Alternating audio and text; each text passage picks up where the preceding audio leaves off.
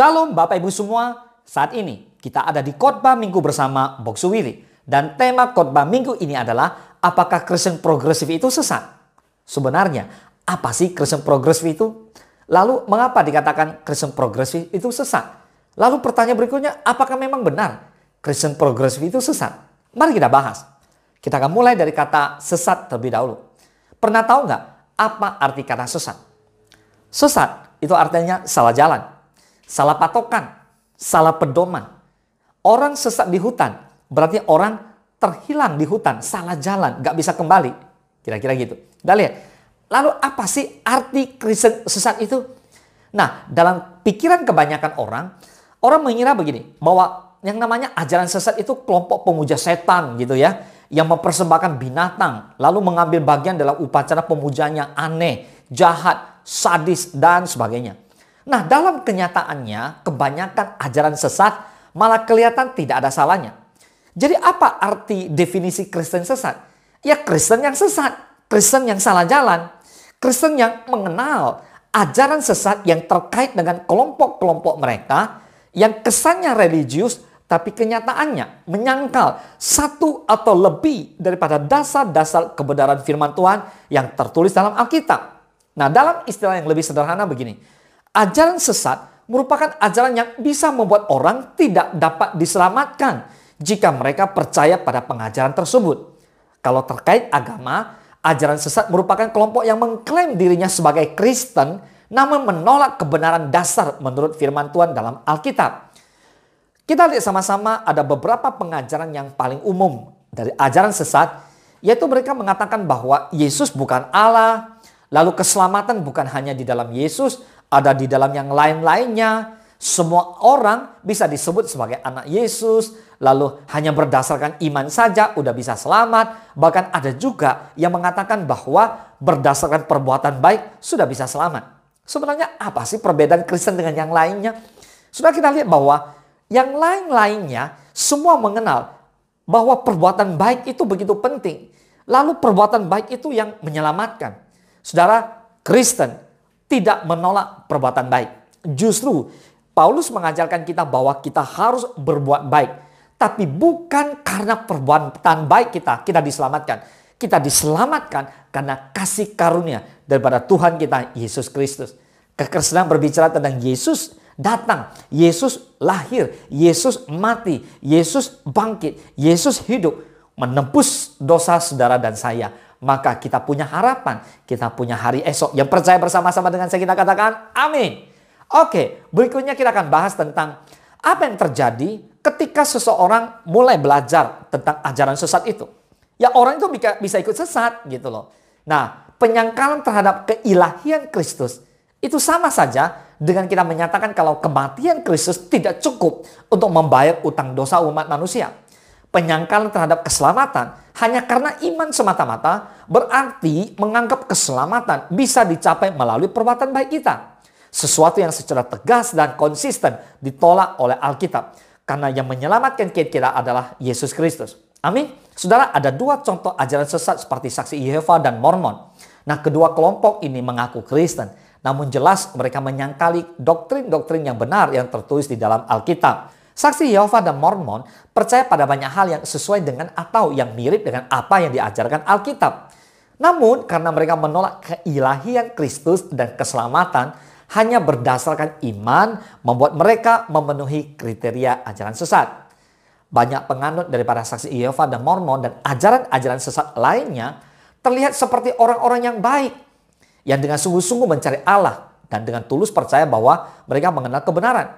Namun kenyataannya mereka sesat. Nah, harapan dan doa kita terhadap mereka adalah semoga semakin banyak orang yang terlibat dalam ajaran-ajaran sesat ini bisa terbuka matanya dan ditarik pada kebenaran keselamatan di dalam Yesus Kristus Tuhan kita.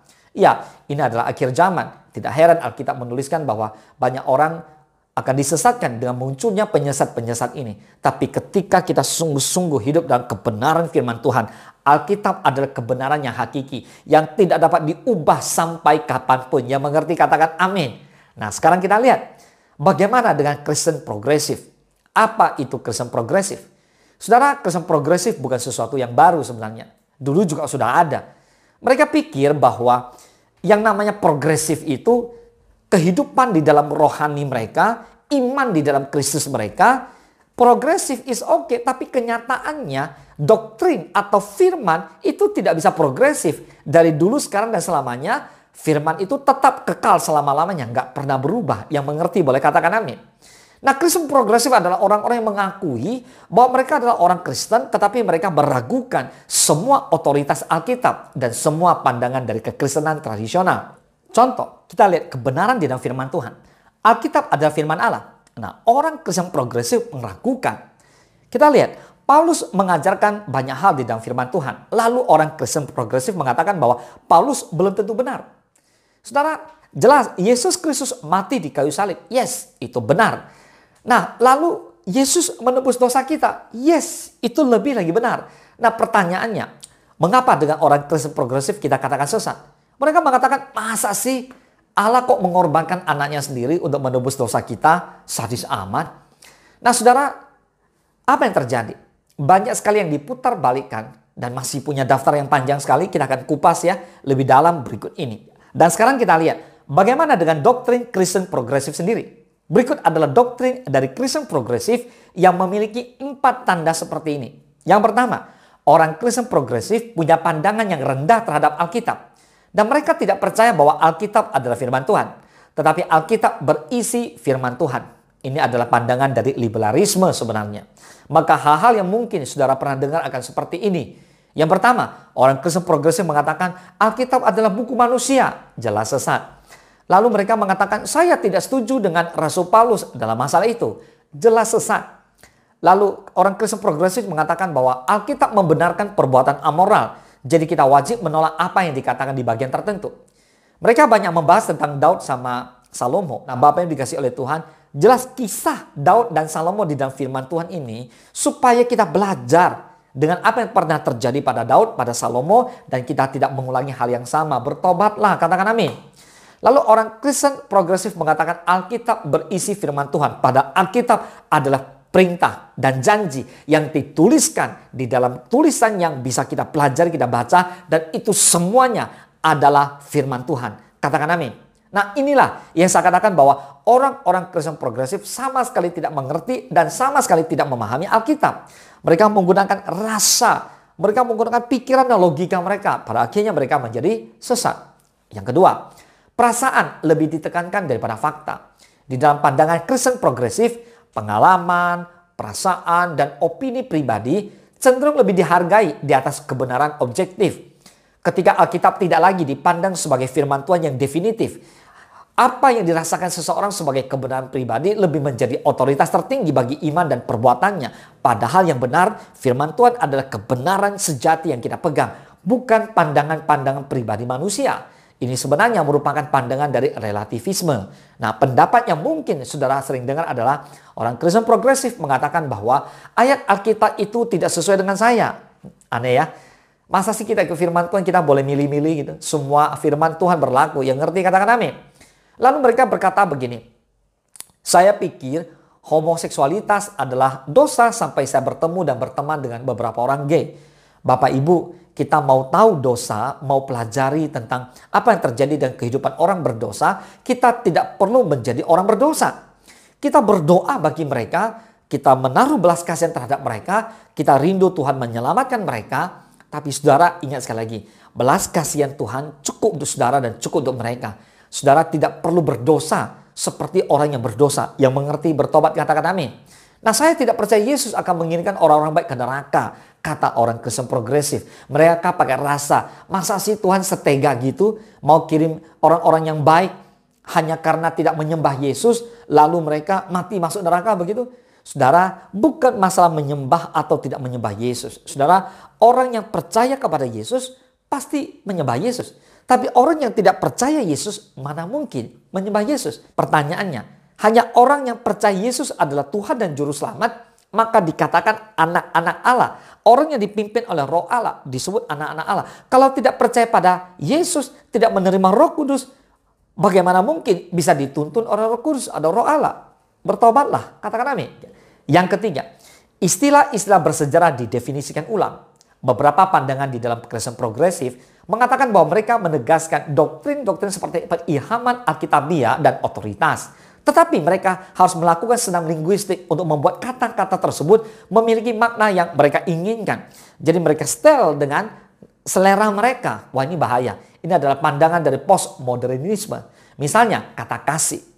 Ketika diambil dari konteks Alkitabiahnya, istilah ini menjadi istilah mencakup semua hal yang tidak bersifat konfrontatif, menyenangkan dan meneguhkan. Nah, kita akan melihat pandangan yang mungkin sudah pernah dengar dari ucapan setiap orang Kristen progresif seperti ini. Tuhan tidak akan menghukum orang berdosa karena Dia adalah kasih. Saudara, jelas Tuhan itu adil. Orang yang berbuat salah pasti akan dihukum. Bapak Ibu bisa bayangkan kalau hari ini jelas maling ditangkap di kantor polisi lalu tidak dihukum. Kita hanya mengatakan bahwa pemerintah itu baik.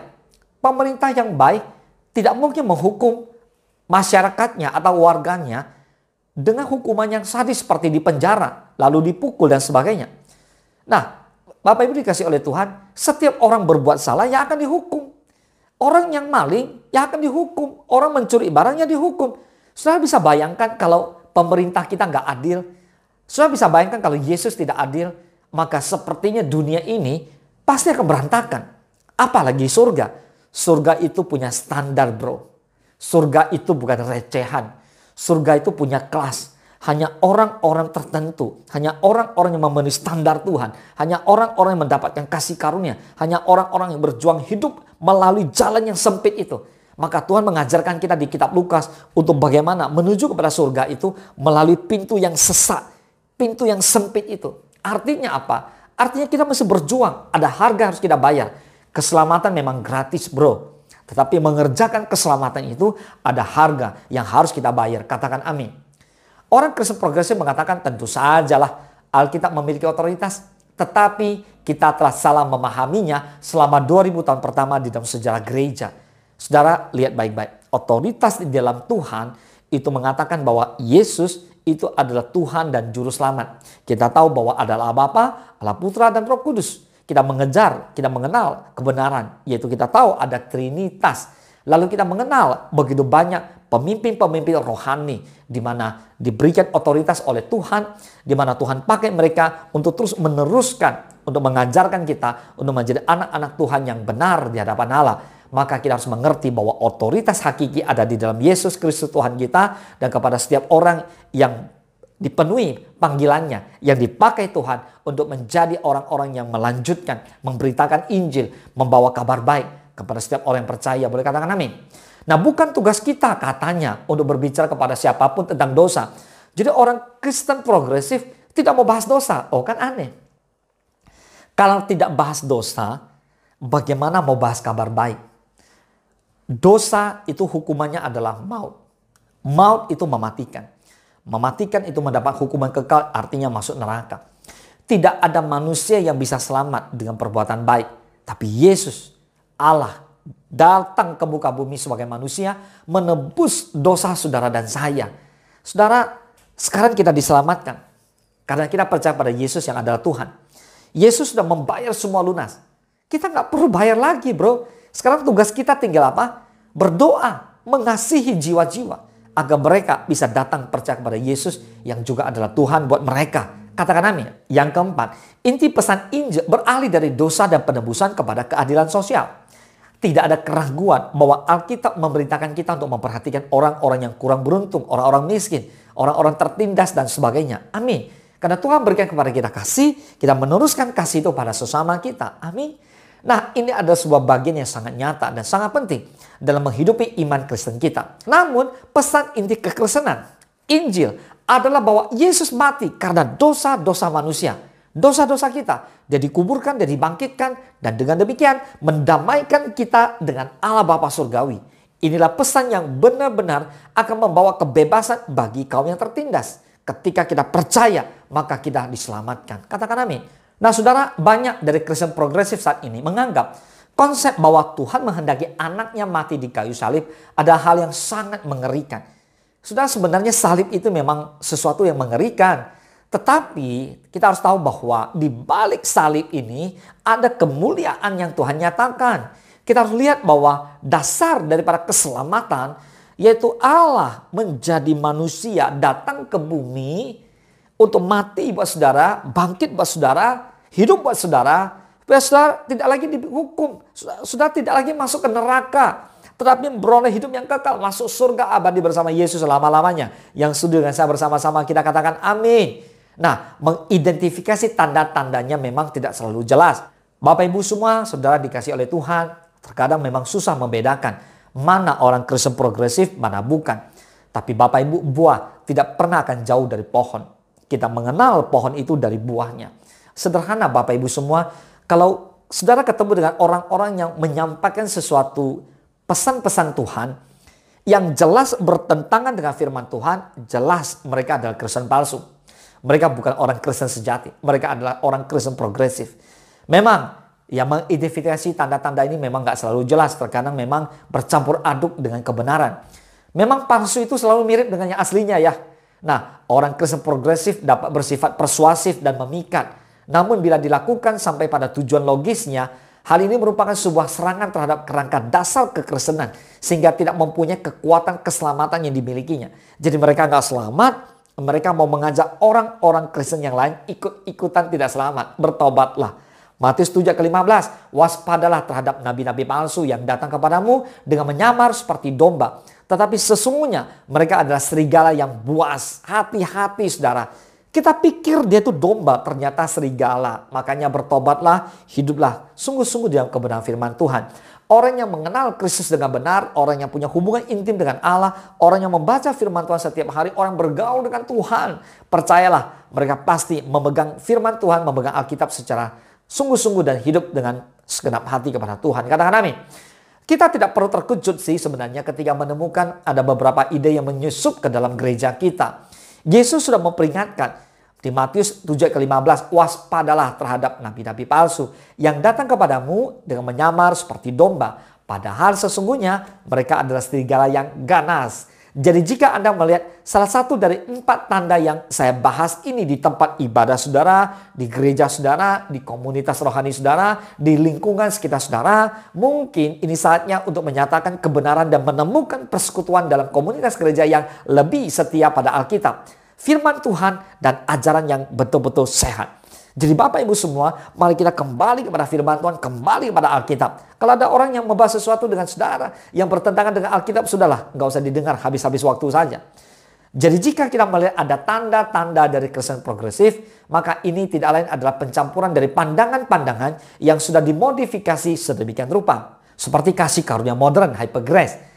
Lalu Kristus Victor, universalisme, liberalisme, pluralisme, relativisme, postmodernisme. Dan ini bukan tetap pewahyuan yang baru atau perkembangan dari pewahyuan, tidak sama sekali. Tetapi hanya istilah yang baru saja atau baju yang baru saja dengan menggunakan narasi-narasi yang sesungguhnya didefinisikan ulang saja. So Bapak Ibu semua, waspadalah dan ujilah setiap roh melalui lensa kebenaran firman Tuhan. 1 Yohanes 4:1 dikatakan, saudara-saudaraku yang kekasih, janganlah percayakan setiap roh, tetapi ujilah roh-roh itu. Apakah mereka berasal dari Allah? Sebab banyak nabi-nabi palsu yang telah muncul dan pergi ke seluruh dunia.